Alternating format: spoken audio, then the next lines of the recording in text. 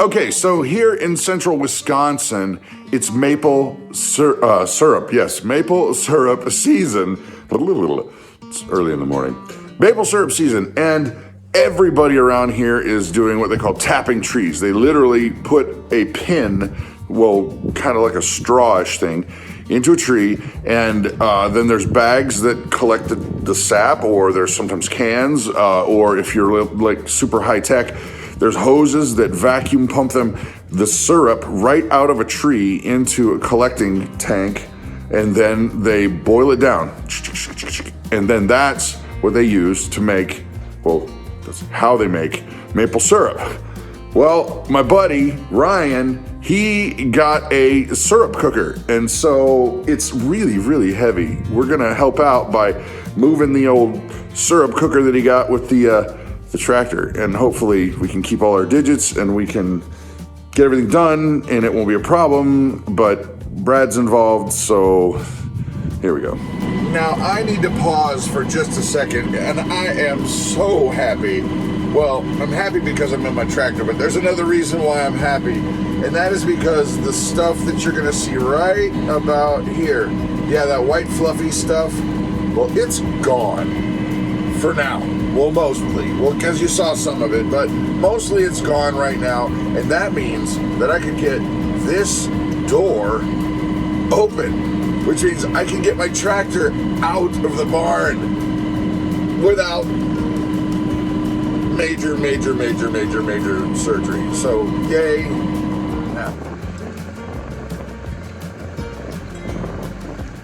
Oh my gosh, people, so the wind has died down just a little bit. I wasn't gonna talk because it's windy, but I might be able to fix that in post.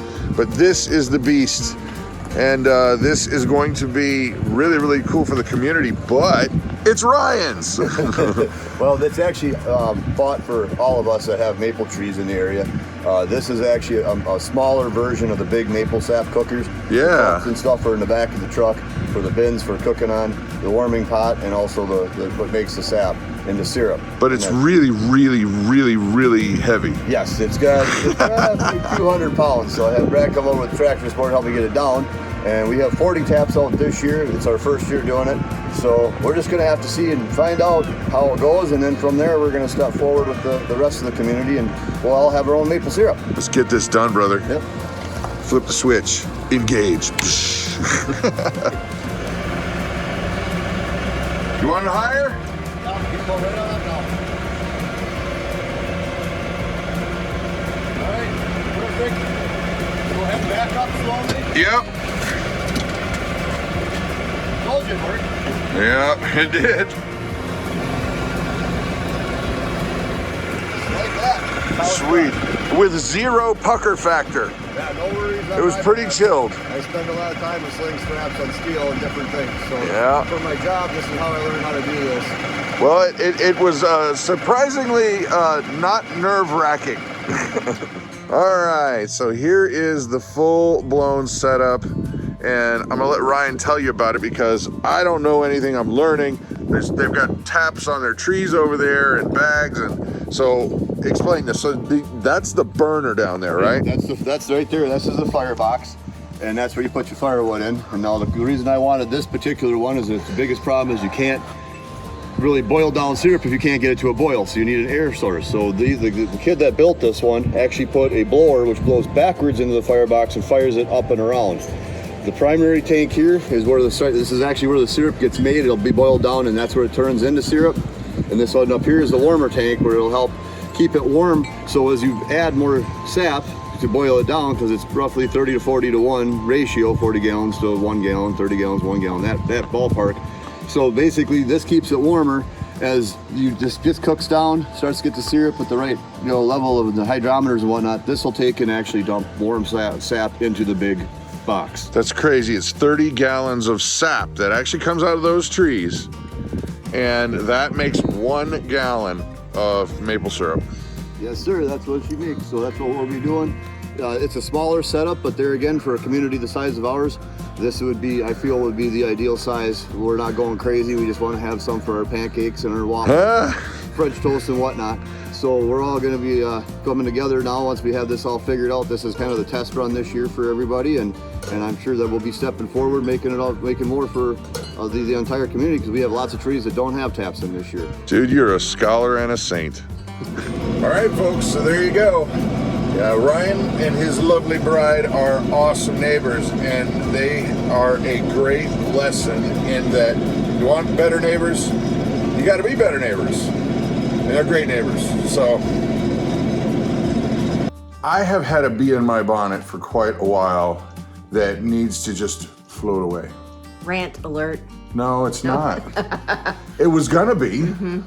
It was gonna be. And the thing is this, is that things in our society are changing so rapidly that it's downright frightening if you let it get under your skin. And here's the thing, I mean, spoiler alert, we're conservatives. We're believers. Couldn't tell. If you couldn't tell, now you know. Yeah. So you're gonna see that slant from time to time, but we try to keep our channel as not political as possible for many good reasons. Mm-hmm. And today I was just so irritated. I read the 50th story about some wacky thing that's going on, and it's just becoming the norm now. Mm-hmm. And I just was getting more and more and more irritated, and I could actually feel my blood pressure going up, and I don't need to have my blood pressure go up. Oh, it's already elevated as it is. It's high. Yeah. It's high. Yeah. And so I started to think, it's not a healthy thing to be so consumed with all the horrible things that are going on there. I mean, you actually had to even stop. Yeah, several weeks ago. No, it's been longer than that. Probably 6 weeks now. No, well, yeah, maybe. I could feel every time I'd look at the news that my anxiety was, and I don't have anxiety issues. Used to. I used. Then. It was mounting, and I thought to myself, I really need to stop. I need to stop. It was a decision that I just made. I said, okay, I'm not going to look at any mainstream media, which I don't usually do anyway, but I don't look at any news websites at all. And honestly, I feel better. Yeah. I really do feel I have to focus on my family and teaching the kids and our farm and taking care of my family. And I cannot be consumed with the nonsense that's going on out there. Yeah.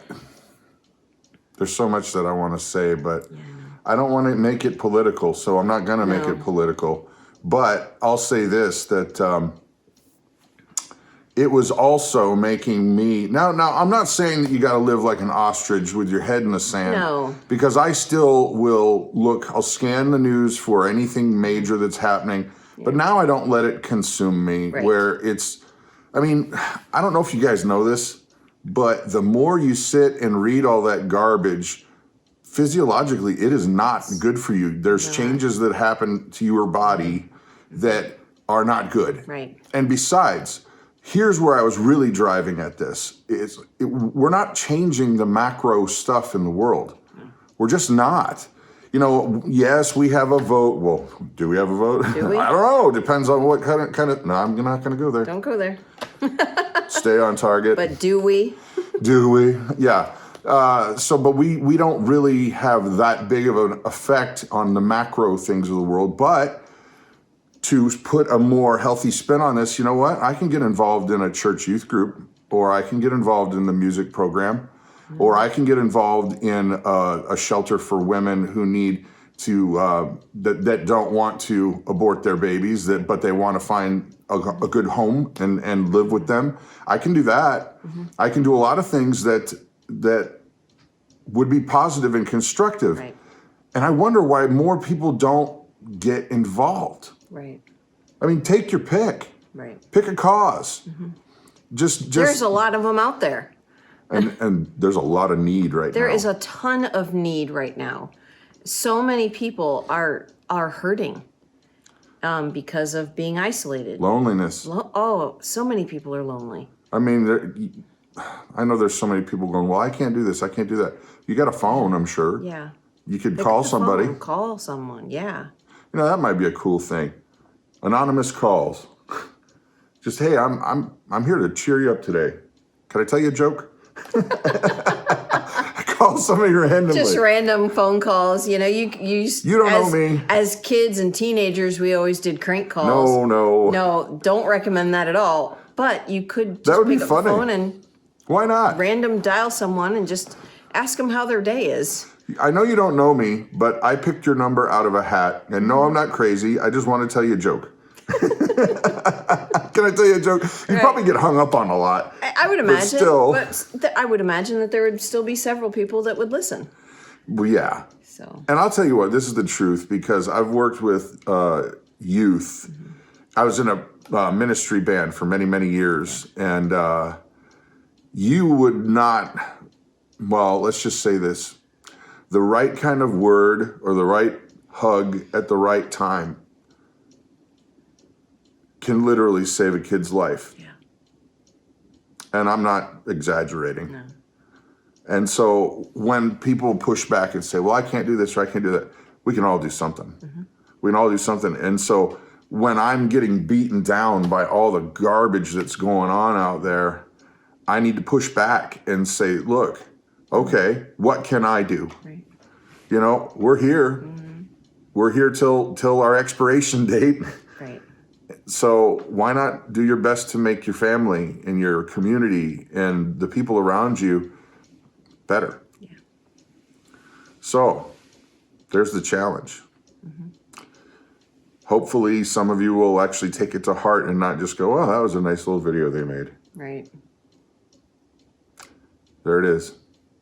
I don't have anything more to say. Go call somebody and tell them a joke. That'd be funny. And if, for those of you out there who do have our phone number, go ahead and call. I dare you. It's a double dog dare. But you better be a good joke or I'm hanging up. So, all right, I'm Brad. I'm Christa. You guys have an amazing and blessed day.